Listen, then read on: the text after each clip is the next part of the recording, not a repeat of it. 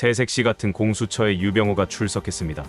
무려 5번이나 출석 통보를 받았지만 말 같지도 않은 핑계를 대면서 출석을 거부했습니다. 총선이 아니었다면, 총선이 다가오는 것이 아니었다면 유병호는 윤석열 임기 끝날 때까지 버텼을 것입니다. 새색시 같은 공수처는 체포도 못하고 끙끙 앓다가 서면조사로 가름하고 방치했을 것입니다.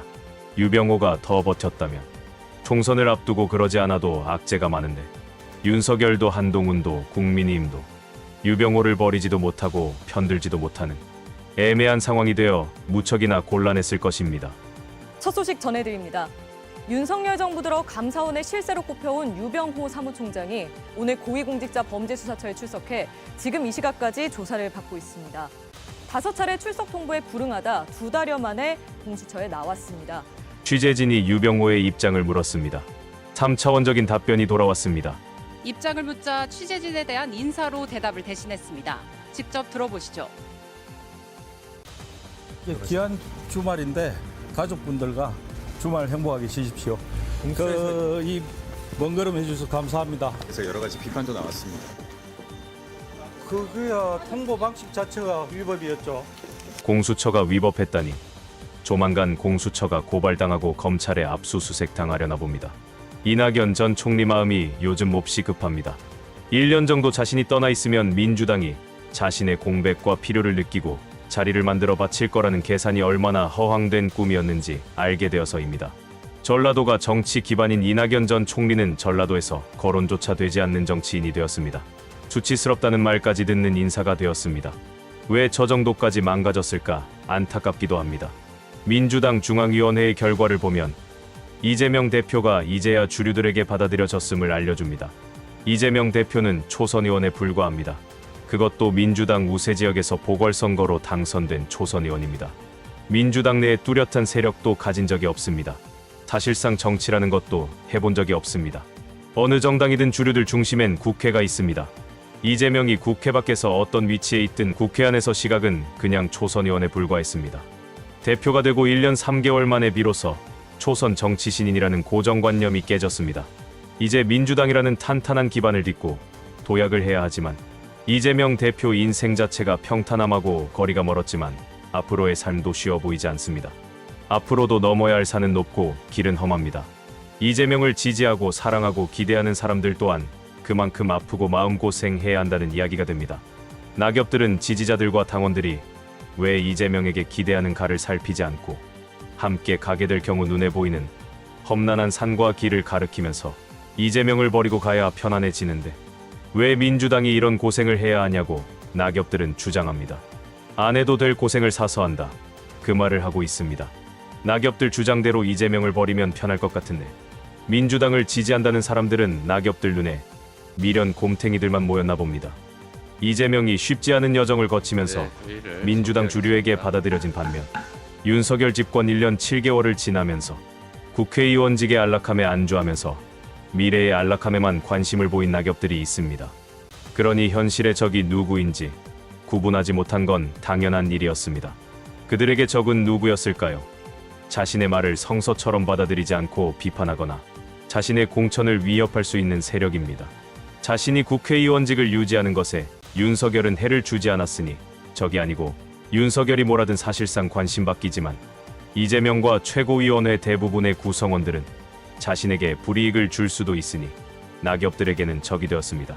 그러니 당원들과 지지자들을 그처럼 싸가지 없이 정의하고 윤석열이 자신을 비판하면 반국가 세력이라 정의한 것과 똑같은 발언을 해대는 것입니다. 지금 이 시간에도 그들의 적은 윤석열 폭정이 아니고 국회의원 자리는 민생을 살피면서 동료와 고된 길을 가는 것이 아닙니다. 어떤 놈은 국회의원 목적이 국회의장이 되기 위한 자리라고까지 말했습니다. 이런 인사들이 표정 하나 안 바꾸고 민주주의를 말하고 대의민주주의를 말할 때 참으로 기가 막혔습니다. 지지자들과 당원의 민심조차 받아들이지 못하고 비난과 비하와 비판으로 매도하는 사람들이 민주주의를 말하다니 기가 막혔습니다. 낙엽들은 고개를 갸우뚱하지만 세력이 늘기는커녕 줄어드는 이유를 그들만 모르는 것입니다. 야당이든 여당이든 권력기관 어느 곳이든 상관없이 민심이 천심이다를 거부할 때 수명을 다한다 생각해야 합니다. 그런 생각이 골수에 차 있더라도 제대로 감추려는 노력조차 부족하면 끝이 나야 합니다. 총선을 앞두고 가장 마음이 급한 곳이 어느 곳일까요? 윤석열과 대통령실일까요? 국민의힘일까요? 더불어민주당일까요? 우습게도 가장 안달난 곳은 조선일보입니다. 얼마 전 조선일보는 총선에서 패하면 대통령직에서 윤석열이 알아서 내려오라는 사설을 올렸습니다. 총선에 패배하면 대통령 놀이도 끝나고 식물정권이 된다며 윤석열의 제발 정신 차리라고 경각심을 심어주려 했습니다. 엑스포가 대국민 사기극 같은 결과로 무산되고 나서도 주도권은 포기하고 부울경과 대구 경북에만 올인하는 윤석열을 보면서 답답해진 조선일보가 다시 기사를 올렸습니다. 서울에서 국민의힘 우세 지역이 6곳에 불과하다. 수포당으론 국민의힘 필패라는 제목이 조선일보의 현재 심정을 대변해줍니다. 이러다 정말 국민의힘이 대패하고 정권이 넘어가고 이재명과 비슷한 성향의 인물이 민주당에서 대권을 잡으면 검찰과 조중동은 설 자리를 잃을 수 있다는 불안감입니다. 지금까지 정권이 바뀌어도 존립 걱정까지는 하지 않았지만 조선일보 기사 뉘앙스에서는 존립 자체를 걱정하고 있습니다. 처먹던 젓가락으로 매대에 있는 만두를 수석거리는 윤석열. 제대로 만두를 집지도 못합니다. 침이라도 흘리면 어쩌려고 매대 위로 얼굴을 들이밉니다. 위생관념이 제로인 이놈은 제놈 입에 들락거렸던 젓가락으로 제놈 접시에 있던 음식을 하나씩 집어 총수들에게 건넵니다. 아마도 총수들에겐 평생 처음 겪는 황당함이었을 것입니다. 평생을 예절이나 위생관념 없이 살아온 것처럼 너무나 자연스러운 모습입니다. 국내 산업계는 파장을 우려하며 노심초사하지만 이런 놈에게 관심을 전혀 받지 못하는 뉴스가 나왔습니다.